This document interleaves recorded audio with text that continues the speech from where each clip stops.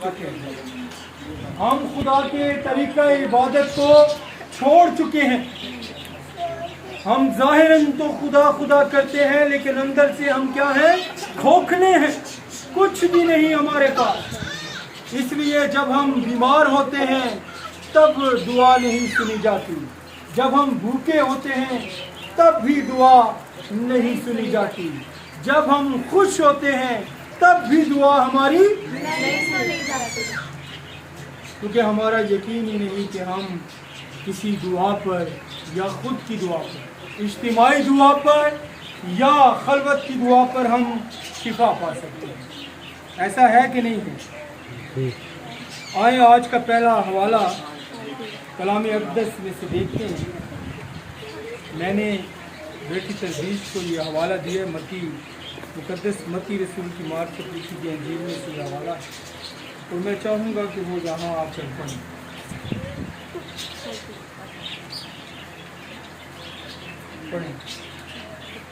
مقدس متی کی معرفت لکھی گئی انجیل اس کا 15 باب اس کی 8 سے 9 آئے.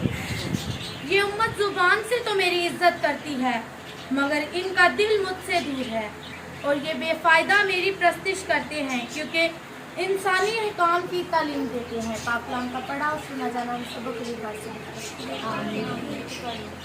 یہ امت منہ سے تو میری کیا کرتی ہے؟ تعریف کرتی ہے، لیکن یہ اندر سے کچھ بھی نہیں ہے. انجیلی اصول اور انجیل کے مطابق عبادت کا نظریہ جو خدا باپ نے ہمیں دیا تھا ہم اسے چھوڑ چکے ہیں. ہماری اپنی روایات، اپنا طریقہ کار اور اپنے طریقے سے عبادت کا رجحان جو ہے ہمیں خدا سے دور لے جا چکا ہے.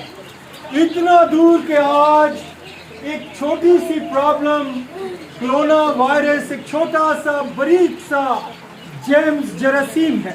چھوٹا سا باریک سا جراثیم جو خوردبین سے نظر آتا ہے، عام و انسان کو نظر نہیں آتا اور انسان اس پر قابو نہیں پا سکتا.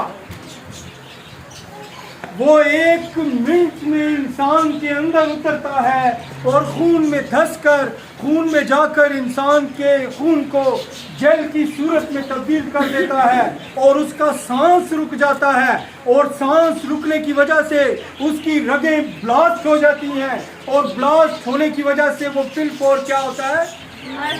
مر جاتا ہے. ایک خدا کے بیٹھے ہوئے، خدا کے بھیجے ہوئے اور خدا کے مقرر کیے ہوئے لوگ، اور ایک چھوٹا سا جراثیم جو ابلیس کا بھیجا ہوا، اور وہ ان دونوں میں مقابلہ کرتا ہوا. کلام مقدس خدا کے لوگوں کے پاس، دعا کرنے کا نظریہ خدا کے لوگوں کے پاس، بڑی بڑی قربانیاں دینی، چڑھاوے چڑھانے، بہت کچھ کرنا، لیکن جراثیم ہم سے بھاگا نہیں. کیوں؟ کیونکہ ہم کلام مقدس کو، خدا کی عبادت کو اپنے نظریے سے، اپنے طریقے سے سر انجام دیتے ہیں، اور کلام مقدس میں لکھے ہوئے خدا کے ان تمام حکام کی نفی کرتے ہیں، خدا کے ان حکموں کی نفی کرتے ہیں. کیا ہے سجدہ؟ خدا کے کلام میں لکھا ہے کہ تو پہاڑ پر جا کر خدا کی پرستش کرے گا، اور متی رسول کی معرفت لکھی گئی انجیل میں لکھا ہے کہ خدا ایسے پرستار ڈھونڈتا ہے جو روح اور سچائی سے اس کی کیا کرے؟ پرستش کرے. اور ایسے لوگوں کو ڈھونڈتا ہے جو اس کے آگے جھکے اور اسے کیا کرے؟ سجدہ کرے. آئیں اپنے بنائے ہوئے میری طرف دیکھیں. میں نے آگے ہی آپ سے کہا کہ جب آپ گھر سے نکلتے ہیں تو وہ مسیحی رازباز یہ سوچ کر نکلتے ہیں کہ آج ہمیں کچھ نیا ملے گا اور ہم سیکھیں گے.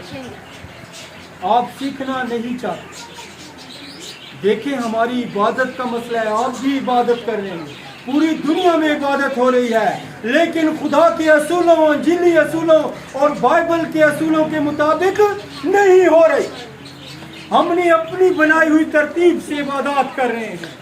ہم ناچ رنگ میں عبادت کو گزرانتے ہیں، ہم تالیاں بجاتے ہیں، ہم خدا کی طرف پرستش کرنے کے نئے نئے نظریے بناتے ہیں، ہم مختلف قسم کی عبادت، لیکن کبھی کسی نے دل سے سجدہ کیا ہے؟ سجدے میں جا کر سجدہ ہوتا کیا ہے؟ خدا کے حضور اپنے آپ کو جھکا لینا سجدہ ہے؟ میری طرف دیکھیے، خدا کو سجدہ کرنا کیا ہے؟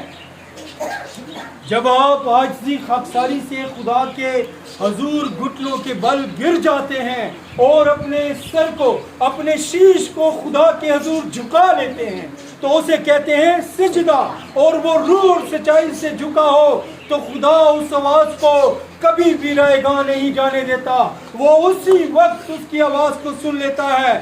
جیسے مرتے ڈاکو نے اس سے کہا کہ اگر تو اپنی بادشاہی میں جائے تو مجھے یاد رکھنا، اور خداوند نے اس سے کہا کہ تو آج ہی میرے ساتھ فردوس میں ہوگا۔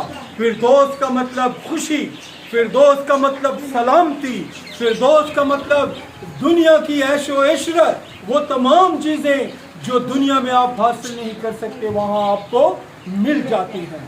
اگر آپ زمین پر خدا کو سجدہ کرتے ہیں روح اور سچائی سے، اگر آپ زمین پر خدا کے ان حکام کی پاسداری کرتے ہیں، اگر آپ زمین پر بیٹھ کر خدا کے حکم کے مطابق حقیقی عبادت میں جھکتے ہیں تو خدا آپ کو بالفور ویسے ہی جواب دے گا جیسا اس نے ڈاکو سے کہا کہ اے میرے بیٹے، اے میری بیٹی، میں نے تیری آواز کو سن لیا۔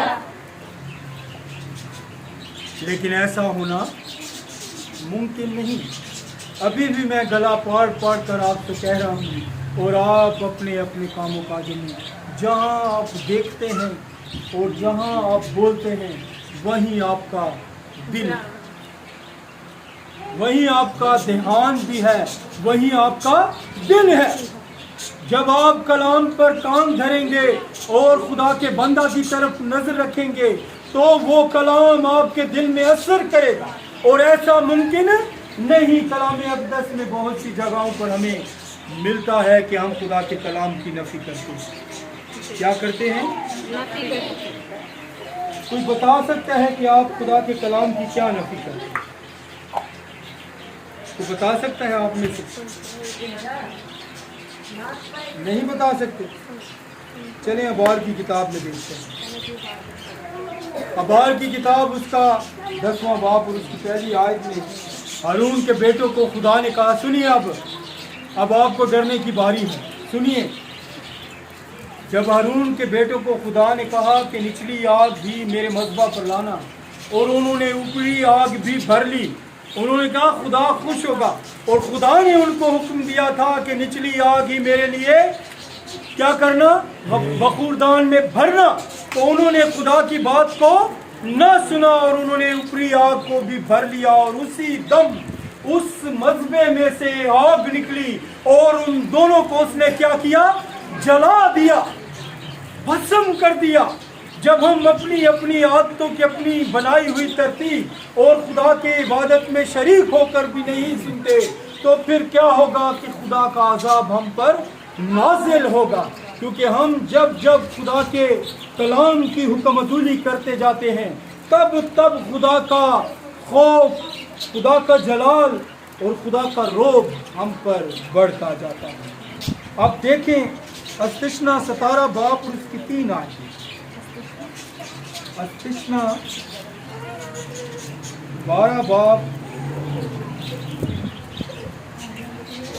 دیکھیں آپ اس کی 3 آیتیں۔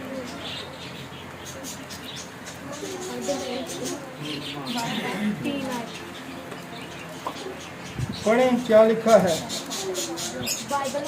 تو اس کے ساتھ خمیری روٹی نہ کھانا بلکہ 7 دن تک اس کے ساتھ بے خمیری روٹی کھانا جو دکھ کی روٹی ہے کھانا، کیونکہ تو مصر سے ہڑبڑاتی میں نکلا تھا۔ یوں تو عمر بھر اس دن کو جب تو مصر سے نکالا درخ سکھا۔ ایک اور حوالہ یہاں سے ہمیں ملتا ہے، شاید میرے حوالے میں تھوڑی سی مسٹیک ہے۔ استثنا 17 باب ہے، मैंने 12 बाब उसका निकाला। अस्तिस्ना 17 बाब और उसकी 3 आयत। पढ़ें।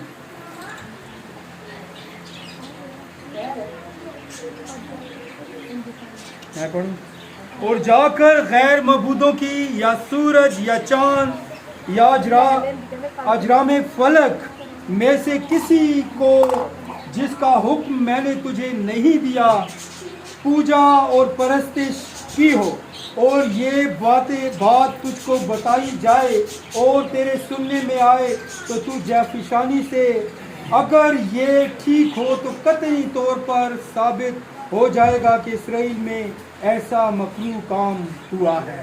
खुदा ने कहा कि तू ना ही आसमान और ना ही ज़मीन, ना ही फलक, चांद, सितारे, बुत, किसी चीज़ की तू परस्तिश न करना जो मैंने तुझे हुक्म दिया है। और आज हम ऐसी बातों की परस्तिश करते हैं। कभी कभी हम देखते हैं कि हम सूरज ग्रहण और चांद ग्रहण से खौफजदा हो जाते हैं, या हम हिंदुओं की वो रस्मों को अपने जहन में रखते हुए उन रस्मों के मुताबिक वैसे ही कुछ करते हैं। हम अजीज़ों को बताते हैं कि ऐसा हो चुका है, होने को है। ऐसी बहुत सी रस्में हम अपनी इबादत में शमूलियत कर देते हैं। शामिल करने का मकसद ये होता है कि हम खुदा के कलाम की क्या कर रहे हैं, नफी कर रहे हैं।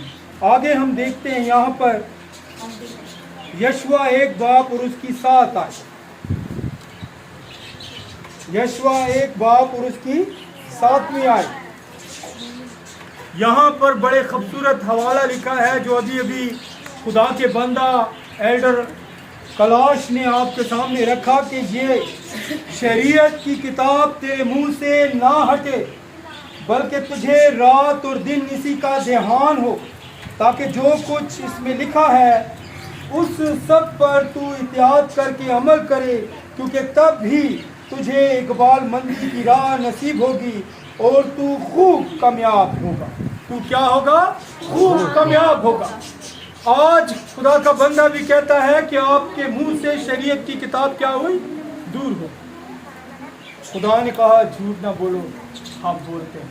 खुदा ने कहा ज़ना ना करो, आप करते हैं। खुदा ने कहा चोरी ना करो, आप करते हैं। खुदा ने कहा कि झूठी गवाही न दो, आप करते हैं। खुदा ने कहा दूसरे के घर का लालच न करो, आप करते हैं। खुदा ने कहा दूसरी चीज़ का लालच न करो, आप करते हैं। और खुदा ने कहा कि किसी की बीवी का लालच न करो, आप करते हैं। खुदा ने जो जो हुक्म कहे वो सब आपके मुंह से क्या हुए? हट गए।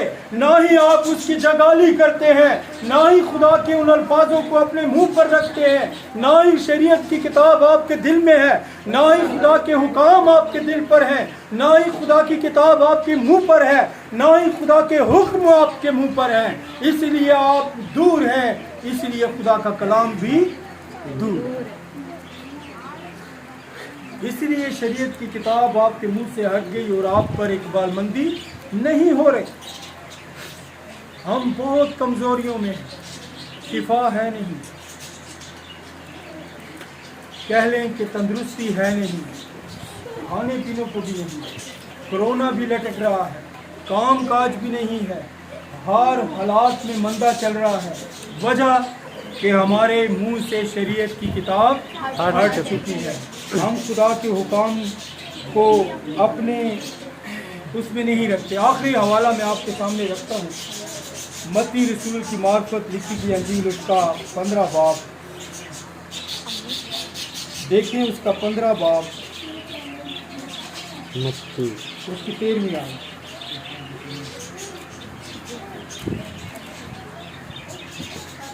खुदावन यस्सु ने आपके लिए कहा, मैं आखिरी हवाला आप पर रखता हूँ, सुनिए, गौर से इस पर ध्यान दें। खुदावन यस्सु ने अपने शागिर्दों से कहा, उसने जवाब में कहा, जो पौधा मेरे आसमानी बाप ने नहीं लगाया जड़ से उखाड़ा जाएगा, जड़ से उसे काट दिया जाएगा।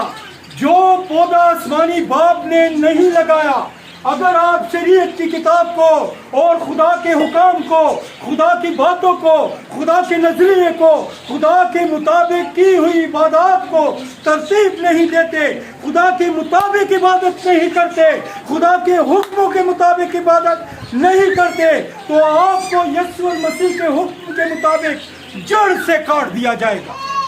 खुदावन यीशु ने सामरी औरत से कहा, उसे दावत दी कि अगर तू मुझसे मांगती तो मैं तुझे जिंदगी का पानी देता। वो दावत थी उसे, क्योंकि वो पुकार रही थी। वो एक गुनहगार सामरी औरत थी, वो ईमानदार न थी, वो गैर ईमान सामरी औरत थी जो खुदावन यीशु के पास आई और उसे आजमाने लगी कि तेरे पास तो पीने को बर्तन नहीं, तू पानी कहाँ से पिएगा। उसने कहा कि मुझसे मांगती तो मैं तुझे जिंदगी का पानी देता, क्योंकि वो सब जो तू मांगती है, उन सबों को जिन्हें तू मांगती है, उन सबों को मैं नहीं मानता, क्योंकि वो लोग उन चीजों की इबादत करते थे जिन्हें वो जानते नहीं थे। सामरी लोग उन लोगों की इबादत करते थे, उन देवताओं की इबादत करते थे, उन खुदाओं की इबादत करते थे जिन्हें वो जानते नहीं थे। और यीशु ने कहा कि मैं जानता हूँ कि तू कौन है, अगर तू मुझसे मांगती तो मैं तुझे जिंदगी का पानी देता, क्योंकि वो मुर्दा जानवर और मुर्दा बने हुए बुत तुम्हें कुछ नहीं दे सकते। और आज हमारा भी यही हाल है। कौन यीशु के बारे में जानता है? आज हम किसी पर सवाल करते हैं तो वो चुप हो जाता है। आप उन सामरी लोगों से कम नहीं हैं। आप यीशु के बारे में जानते नहीं, आप यीशु के खुदा के बारे में जानते नहीं, आप उसके अज़ली बाप के बारे में नहीं जानते, आप रूहुल कुद्दस के बारे में नहीं जानते, आप खुदा के हुक्मों के बारे में नहीं जानते, आप खुदा की सिखाई हुई दुआ के बारे में नहीं जानते, आप खुदा के उस हुक्म को भी नहीं जानते कि तू पूरे दिल से अपने खुदा को सिजदा कर और उसी की इबादत कर। और आप जब घरों से निकलते हैं तो आप टाइम पास करने के लिए आते हैं, ना ही आप खुदा का कलाम सुनते हैं, ना ही आप नस्ली तौर पर इबादत का हिस्सा बनते हैं, ना ही आप जिस्मानी तौर पर खुदा के हजूर बैठे होते हैं, ना ही आप रूहानी तौर पर खुदा के हजूर बैठे होते हैं। अजीजों, जहाँ तक मेरी आवाज़ जाती है सब सुन लें कि हम उन खुदाओं की इबादत कर रहे हैं जिन्हें हम जानते नहीं, इसलिए हमारी दुआओं का जवाब नहीं मिलता।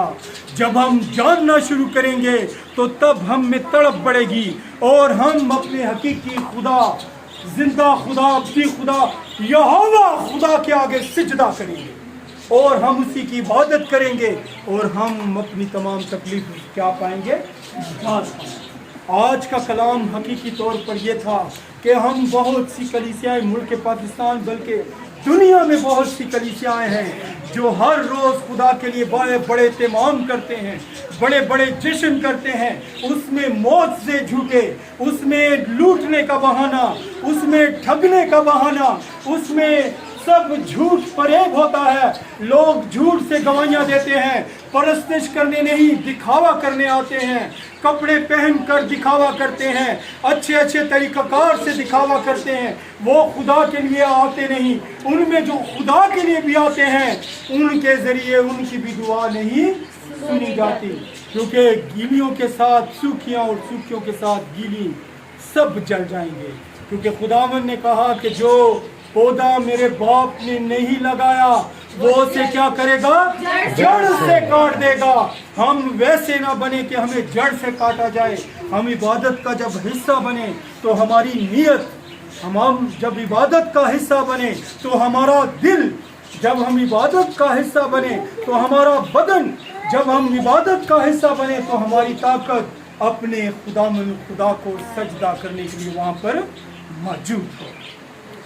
मुल्क पाकिस्तान में बहुत से लोग मोज़ात को ज़ाहिर कर रहे हैं, सब झूठ। अगर वो मोज़ात कर रहे होते, अगर वो लोगों की टांगें ठीक कर रहे होते, अगर वो लोगों के आँखों का इलाज कर रहे होते, अगर वो अंदरूनी बीमारियों का इलाज कर रहे होते, तो आज कोरोना वायरस हमारे सर पर ना मंडरा रहा होता, आज चंद लोगों की दुआ से वो हमसे कोसों दूर चला जाता, बल्कि वो खत्म हो जाता।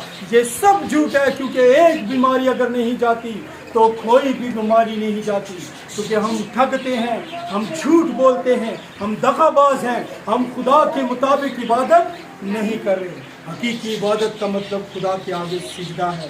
और मैं आप लोगों को देखता हूँ कि आप खुदा के हजूर आकर कैसे कैसे बैठते हैं।